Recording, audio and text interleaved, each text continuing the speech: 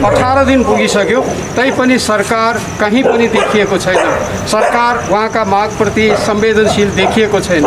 नेपाली समाजमा डाक्टर साहबले पुर्याएको आफ्नो क्षेत्रमा पुर्याएको योगदान पनि अतुलनीय छ।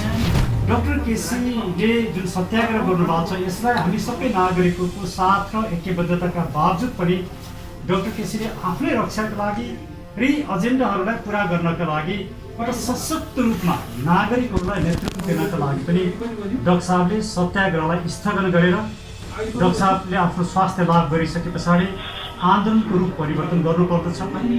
यो मुलुकमा समग्र रूपमा सामाजिक परिवर्तन गर्नुपर्दछ। केसी जेसुकै हुन् केही मतलब छैन, बरु केसीको ज्यानसँग हामीलाई मतलब छैन भन्ने दृष्टिकोण राखी छोडेको जस्तो र गए जान्छन् भने जाउन् भन्ने दृष्टिकोण राखेर उहाँमाथि व्यवस्था गरिएको जस्तो देखिएको छ। तत्कालको लागि यो सत्याग्रह स्थगन गरिदिनको लागि हामीले आग्रह गऱ्यौँ, किन डाक्टर केसीले उठाएका मागहरू डाक्टर केसीका मात्र होइनन्, ती हरेक आम नेपालीका साझा माग हुन्। त्यही भएर सरकार त्यो विषयमा प्राथमिकताका साथ थप जिम्मेवारीका साथ त्यसलाई सम्बोधन गर्नुपर्छ।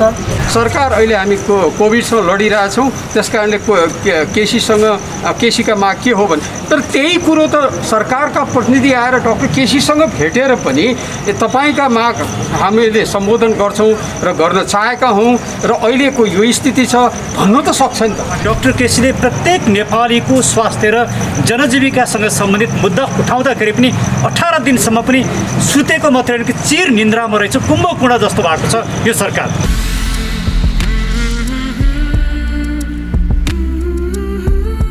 त्यो विभागहरू गर्नलाई, कर्मचारी व्यवस्थापन गर्नलाई, भौतिक सुविधाहरूको लागि डाक्टर साहब यहाँलाई स्वागत छ। यहाँहरू सबैलाई धेरै धेरै धन्यवाद। आज हामी doctor Dwarikanath Dhungel, doctor Rajesh Sairaj, Sukhdev Bhattarai sir, जज साहब रामकृष्ण थापा जज साहब, डाक्टर नारायण घिमिरे र म लगायतका हामी 7 जनाको टिम डाक्टर केसीलाई भेट्न आएका छौँ र हामीले डाक्टर केसीलाई किन भेट्न आयौँ र के अनुरोध गऱ्यौँ भन्ने बारेमा हाम्रो टिम लिडरको रूपमा हामी सबैलाई नेतृत्व गरिनु भएको डाक्टर ढुङ्गेलले प्रकाश पारिदिन म अनुरोध गर्दछु। धन्यवाद। यहाँ यस बखतमा यस्तो अवस्थामा पनि तपाईँहरू आइदिएर हाम्रो जुन समाचार सम्प्रेषणको लागि तपाईँहरूले दुःख पाउनु भएको छ र जो कष्ट गर्दै हुनुहुन्छ त्यसको लागि धन्यवाद। म टोलीकै तर्फबाट धन्यवाद दिन चाहन्छु। तपाईँहरूलाई उत्सुकता हुनसक्छ कि हामी किन यस बखत आइरहेछौँ भन्ने कुरा। पहिलो त आज डाक्टर केसीको यो अनसन भएको 18-19 दिन भइसक्यो र उहाँले उठाएका मुद्दाहरू राष्ट्रका मुद्दा हुन् र राष्ट्रका मुद्दा त्यो पनि दुर्गम क्षेत्रका जनताको हितको लागि भन्ने छ र त्यस स्वास्थ्य क्षेत्रको सुधार र दुर्गम क्षेत्रको हितको लागि छ। त्यसमा उहाँले आज यो कैयौँ पटककोमा यो कति 18-19 पटक उहाँले यो आफ्नो स्वास्थ्यमाथि नै स्वास्थ्यलाई व्यवस्था गरिकन पनि जनताको लागि उहाँले 19औँ पटक भोक हडताल गर्नुभएको छ। आज 19 दिन भइसक्यो होइन, आज 18 दिन पुगिसक्यो, तैपनि सरकार कहीँ पनि देखिएको छैन। सरकार उहाँका मागप्रति संवेदनशील देखिएको छैन। सरकार उहाँका मागप्रति विवेकशील देखिएको छैन। बरु हाम्रो उसमा हामीले जुन किसिमबाट अध्ययन गरिरहेछौँ, जसरी हेरिरहेछौँ, मलाई लाग्छ कि सरकार यो बखतमा केसी जेसुकै हुन् केही मतलब छैन, बरु केसीको ज्यानसँग हामीलाई मतलब छैन भन्ने दृष्टिकोण राखी छोडेको जस्तो र गए जान्छन् भने जाउन् भन्ने दृष्टिकोण राखेर उहाँमाथि व्यवस्था गरिएको जस्तो देखिएको छ। यो एकातिर यस्तो स्थिति छ, अर्कोतिर डाक्टर केसीको लागि आवाज उठाउनेहरूको सङ्ख्या पनि निकै छ।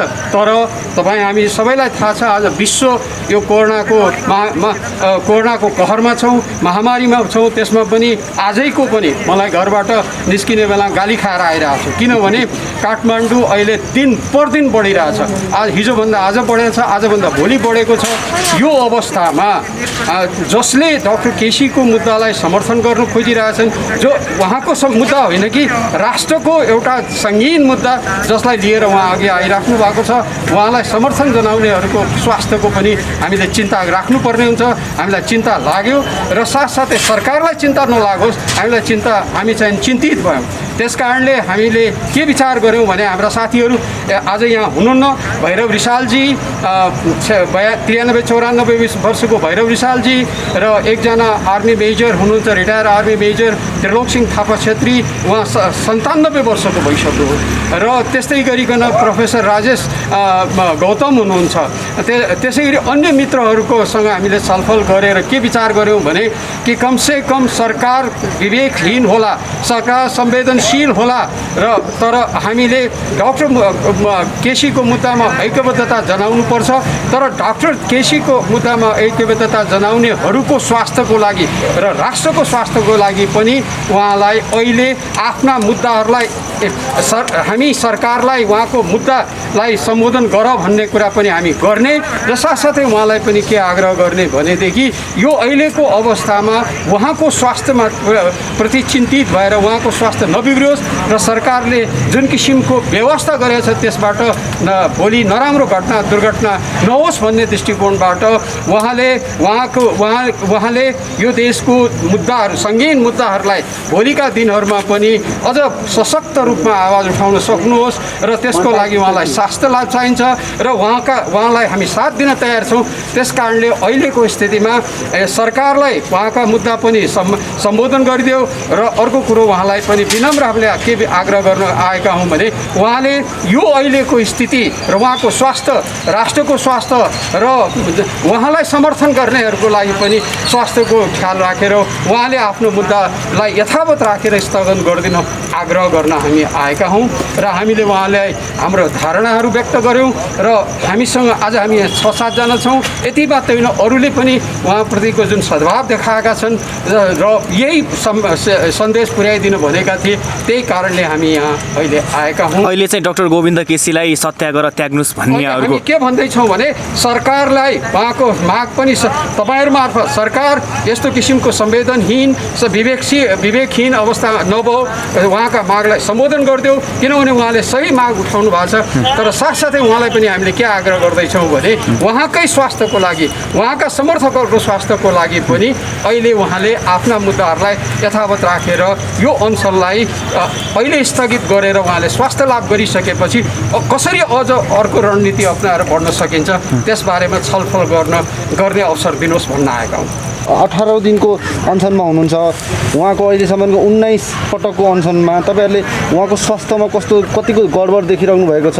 उहाँहरूसँग तपाईँहरूको टु वे कन्भर्सेसन त हुँदै भएन, पक्कै पनि तपाईँले उहाँलाई अवलोकन मात्र गरेर आउनु भएको छ। के छ उहाँको स्वास्थ्य अवस्था? हेर्नुहोस्, हाम्रो सामूहिक आग्रह चाहिँ के थियो भने तत्कालको लागि यो सत्याग्रह स्थगन गरिदिनको लागि हामीले आग्रह गऱ्यौँ र एउटा गणतान्त्रिक मुलुकमा जनताको स्वास्थ्यका लागि अनसन बस्नुपर्ने यो वास्तवमा लोकलाजको विषय हो।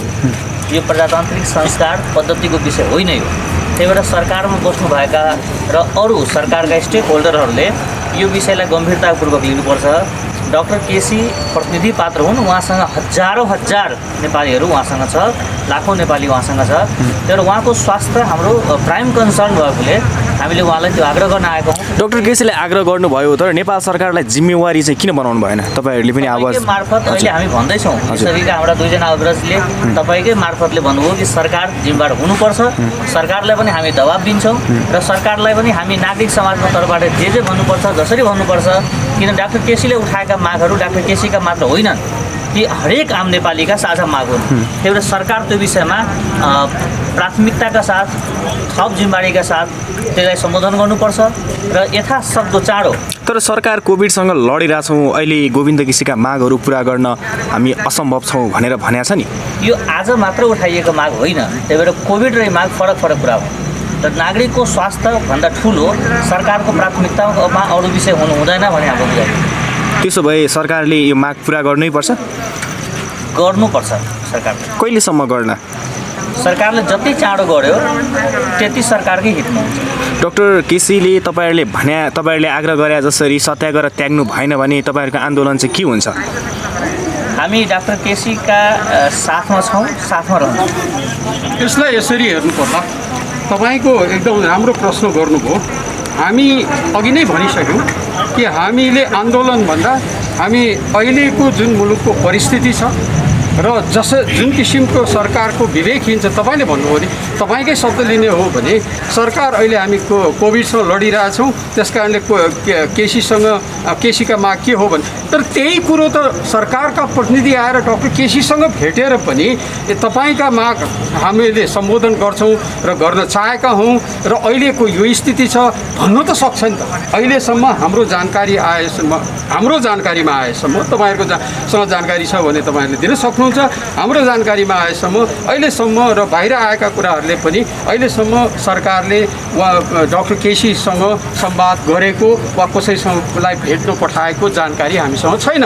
त्यस कारणले हामी के भनिरहेछौँ भने सरकार उहाँको स्वास्थ्यलाई ख्याल गरेर तिमी पनि यस किसिमको त्यो बालुवाटार वा सिंहदरबार र यो डाक्टर केसीको बिचमा पानी बाराबारको स्थिति किन गर्छौ? नेपालको नागरिक हो, उसले पनि एउटा सङ्गीन मुद्दा राष्ट्रको मुद्दा उठाइरहेछ भन्न त आउन सक्छ नि त। त्यति अवस्था हुँदाखेरि त डाक्टर केसीले पनि माग्नु एकातिर हामी त्यो आग्रह गर्छौँ सरकारसँग, अर्कोसँग के भने डाक्टर केसीको स्वास्थ्य पनि हामीलाई चिन्ता लागेको छ। उहाँको स्वास्थ्य बिग्रिँदै गयो, सरकारले विवेकहीन काम गर्दै गयो भने त राष्ट्रलाई क्षति हुन्छ। डाक्टर केसीले उठाएका मुद्दाहरू त्यो मुद्दा मेरो पनि हो भनेर तपाईँहरू ऐक्यबद्धता जनाउन आउनु भएको छ? निश्चित रूपमा हामीले डाक्टर केसीले अहिले 6वटा माग राख्नु भएको छ। ती सबै मागमा हाम्रो पूर्ण रूपमा ऐक्यबद्धता र साथ छ। तर हाम्रो चिन्ता के हो भने आज 18 दिनसम्म डाक्टर केसी अनसनमा बस्दाखेरि पनि सरकारको कुनै पनि प्रतिनिधि आएर डाक्टर केसीको अवस्था कस्तो छ, तपाईँले राख्नुभएका मागहरू के हुन् भन्ने बारेमा बुझ्नेसम्म पनि धैर्यता सरकारले राखेन। त्यो काम पनि सरकारले गरेन। यसले के कुरा प्रश्न पार्छ भने यो सरकार डाक्टर केसीले प्रत्येक नेपालीको स्वास्थ्य र जनजीविकासँग सम्बन्धित मुद्दा उठाउँदाखेरि पनि 18 दिनसम्म पनि सुतेको मात्रै होइन कि चिर निन्द्रामा रहेछ, कुम्भकर्ण जस्तो भएको छ यो सरकार। त्यसैले यो कुम्भकर्णको सरकारले डाक्टर केसीका यी न्यायोचित मागहरू पुरा गर्छ भन्ने कुरामा पनि शङ्का उत्पन्न भइसक्यो। यदि डाक्टर केसीका माग पुरा गर्थ्यो भने त्यो शङ्का उत्पन्न होइन, त्यो त पुरा गर्दैन भन्ने देखिहाल्यो नि। अहिले स्वास्थ्य मन्त्रालय पनि यो मुद्दा हाम्रो होइन भनेर पन्छ्यो, शिक्षा मन्त्रालय पनि यो मुद्दा हाम्रो होइन भनेर पन्छ्यो। अब कसले गर्छ? एक्ज्याक्टली यसले के देखा भने यही चरित्रको कारणले हामी डाक्टर केसीलाई के निवेदन गर्न आयौँ भने यो सत्ता र सरकार तपाईँका न्यायोचित मागलाई पुरा गर्दैन। यो सत्ताको चरित्र कस्तो देखियो भने संविधान दिवस टुडी खेलको एकातिर मनाइन्छ, अर्कोतिर खाना नपाएर छटपटाइरहेका नानीहरू एकछाक खानाका लागि आउँदै डन्डा हानेर उनीहरूलाई धपाइन्छ। एकातिर अर्थमन्त्री भएका युवराज खतिवडालाई अर्थमन्त्रीबाट उहाँले राजीनामा दिइसके पछाडि उहाँलाई आर्थिक सल्लाहकार बनाइन्छ प्रधानमन्त्रीको, अनि आजै अमेरिकाको राजदूत बनाइन्छ। तर कुलमान घिसिङलाई कहीँ पनि नियुक्त गरिँदैन, उनलाई पुनर्नियुक्त गर्न सकिँदैन।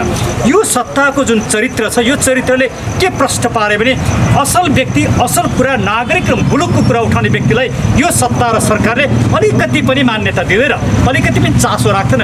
ती विषयमा सरकार संवेदनशील छैन। त्यसैले डाक्टर केसीप्रति यो सत्ता र सरकार असंवेदनशील भएको कारणले र डाक्टर केसीले यो मुलुकलाई पुर्याउनु भएको योगदान र उहाँका जायज मागहरूप्रति ऐक्यबद्धता जनाउँदै डाक्टर केसीको जीवन रक्षार्थ हामीले कसैसँग निगाह माग्नु नपरोस्, सरकार आएर डाक्टर केसीको ज्यान बचाइदियो भन्न नपरोस्। डाक्टर केसी स्वयं आफैले यो सरकार मेरा माग पुरा गर्दैन, गर्न सक्ने रहेन रहेछ, म स्वयं अब यो मेरो चाहिँ सत्याग्रहलाई म स्थगन गर्छु र म स्थितिको मूल्याङ्कन गरेर नागरिक समाजसँग पनि छलफल गरेर आगामी रणनीति बनाउँछु भनेर भन्नुहोस् भन्ने हामी अनुरोध गर्न आएका हौँ। अब डाक्टर साहबलाई मेरो प्रश्न जस्तो तपाईँहरू चाहिँ उहाँको अनसनलाई ऐक्यबद्धता जनाउनको लागि आउनु भएको छ, तर तपाईँहरू अझ सरकार पक्ष जस्तो बोलिराख्नु भएको छ, किनभने उहाँलाई त बरु तपाईँको अनसन जारी राख्नुहोस्, तपाईँको मागहरूलाई सम्पूर्ण नेपालीहरूको मागलाई चाहिँ कार्यान्वयन गराएपछि मात्रै तपाईँले अनसन छोड्नुपर्छ भन्दा पनि तपाईँहरूले चाहिँ तपाईँहरू अनसन नै अहिले छोडिहाल्नु, सरकारले यो कुराहरू चाहिँ कार्यान्वयन गर्नुपर्छ भन्दाखेरि तपाईँहरू चाहिँ अझ डाक्टर केसीको विपक्षमा सरकारको पक्षमा जस्तो देखिएन, सुनिएन, त्यस्तो आवाज आयो। धन्यवाद, तपाईँको प्रश्न एकदमै राम्रो। तर 18 चोटिसम्म यो सरकारले डाक्टर केसीलाई धोका दियो। अहिले डाक्टर केसी 18 चोटिमा भएको सम्झौता लागू गर भनेर अनसन बस्नु भएको छ। यसपटक पनि डाक्टर केसीको 25-26 दिन अनसन पुगेपछि सरकारले आएर एउटा सम्झौता गर्छ, म्याक्सिमम भयो भने त्यो सम्झौता लागू गर्नको लागि डाक्टर केसी 20औं चोटि 21औं चोटि अनसन बस्नुपर्छ। के हामीले सोचेको यही समाज हो? हामीले सोचेको यही राजनैतिक सत्ता हो? हामीले सोचेको यही लोकतन्त्र हो? हामीले चाहेको यही गणतन्त्र हो? होइन। त्यो भएको कारणले हामीले के भन्यौँ भने यो सत्ता र सरकारसँग डाक्टर केसीका न्यायोचित मागलाई पुरा गर्न सक्ने क्षमता छैन। विलिङनेस छैन, यो सरकार चाहँदैन। त्यो भएको कारणले गर्दा यो सरकार र सत्ताको चरित्र उदाङ्ग भइसकेको कारणले गर्दाखेरि अब यो सत्ता र सरकारलाई अनसन बसेर मात्रै चुनौती दिने कि सिङ्गो नागरिकलाई नेतृत्व गरेर, सिङ्गो नागरिकलाई एक ठाउँमा ल्याएर त्यो नेतृत्व गर्ने भूमिका डाक्टर केसीले अदा गर्नुपर्दछ। हामी तपाईँको साथमा छौँ, तपाईँका मागहरूप्रति हाम्रो एकबद्धता छ। तर तपाईँलाई थाहा छ होला नि, सडकमा नागरिकहरू डाक्टर केसीको समर्थन गर्न आउँदा दमनमा परेका छन्, उनीहरूको आवाजलाई दमन गर्न खोजेको छ गृह प्रशासनबाट। हामीले भर्त्सना गऱ्यौँ, हामीले त्यस विषयमा बोल्यौँ। अहिलेको समय कस्तो छ भने हामीले 3-4वटा कारणले डाक्टर केसीलाई यो अनुरोध गऱ्यौँ। एक, सरकार सुतेको मात्रै होइन कि कुम्भकर्ण भएको छ, यसले न्यायोचित कुनै कुरा सुन्दैन। एक, दुई, आज कोरोना कहरको कारणले गर्दाखेरि मुलुकले सन्तास्त अवस्था छ, काठमाडौँमा एकदमै बेसी सङ्क्रमण भयो। तपाईँहरू जस्तो सचेत नेपालीहरूले, सचेत नागरिकले त सरकारलाई उठाउनु पर्ने होला नि। यो सरकार छ र यो सरकार पनि छ र केपी शर्मा ओली प्रधानमन्त्री भएको सरकार होइन? औपचारिक रूपमा सरकारमा हुनुहुन्छ। सरकार छैन भने तपाईँहरूले कसको विरोध गरिराख्नु भएको छ? अनि त्यही भने हामीले त्यही भनेको डाक्टर केसीलाई, यो त सत्ता र सरकार त भ्रष्टाचारमा डुब्यो। आफ्ना मान्छेहरूलाई मन्त्री बनाउने, आफ्ना मान्छेलाई राजदूत बनाउने, आफ्ना मान्छेलाई नियुक्त गर्ने काममा मात्रै डुब्यो। डाक्टर केसी जस्ता मान्छेको सुनवाई गर्दैन, कुलमान जस्तो मान्छेको सुनवाई गर्दैन भने यसले के गर्छ? यो सरकारले भ्रष्टाचार गर्छ। यो सरकारले आफ्ना मान्छेलाई सत्ताको वरिपरि पुर्याउँछ। त्यसैले यो सरकारले सरकारको चरित्र गुमाइसक्यो। सरकार त छ, निर्वाचित सरकार हो, कानुनी रूपमा सरकार छ, तर सरकारको वैधानिक चरित्र जुन हो त्यो गुमाइसकेको अवस्था छ। त्यसैले यस्तो सरकारसँग विश्वास गर्न सकिँदैन। यो सरकार विश्वसनीय छैन भनेर हामीले भनेका हौँ। त्यसमा पनि हामीले तपाईँले जुन असाध्यै राम्रो प्रश्न गर्नुभयो कि सरकार, तपाईँले भन्नुभयो कोही छ भने तिमी सुनिदेऊ त भनी हामी भनिरहेका छौँ। हामीले भनिरहेछौँ कि हामीलाई सरकारले अथवा कसैले गएर डाक्टर केसीलाई भन्दा सरकारले, अब यो अलि शब्द मैले अघिदेखि खेल्न चाहिरहेको थिएन, गरिनँ, कथम कदाचित सास गयो भने सास जाओस् भन्ने दृष्टिकोण पनि हुनसक्छ सरकारको। त्यो स्थिति पनि हामीले आङ्कलन गरेर उहाँको स्वास्थ्य, उहाँले लामो अवधिसम्म यो राष्ट्रका मुद्दालाई उठाइरहनुहोस्, उहाँले हामीलाई नेतृत्व दिइरहनुहोस् भन्ने पनि हाम्रो दृष्टिकोण हो। हामीलाई केही साथीहरूले भन्नुभयो कि तपाईँहरूले यसो भन्दा बरु सरकारलाई दबाब दिनु। सरकार, तपाईँकै शब्दमा, सरकारले उहाँको समर्थन गर्नेका लागि लाठीचार्ज गरिरहेको छ। त्यसप्रति हाम्रो घोर भर्त्सना छ त्यो सरकार भन्ने चिडियालाई। तर त्यो सरकार भन्ने चिडिया एकातिर देखिया छ, त्यस्तो काम गर्छ, अर्कोतिर डाक्टर केसीको व्यवस्था गर्छ र स्वास्थ्य उहाँको बिग्रिँदै गएर भोलि केही अप्ठ्यारो परिगयो भने त कसैको लागि त त्यो एउटा राम्रो कुरा हुनसक्छ।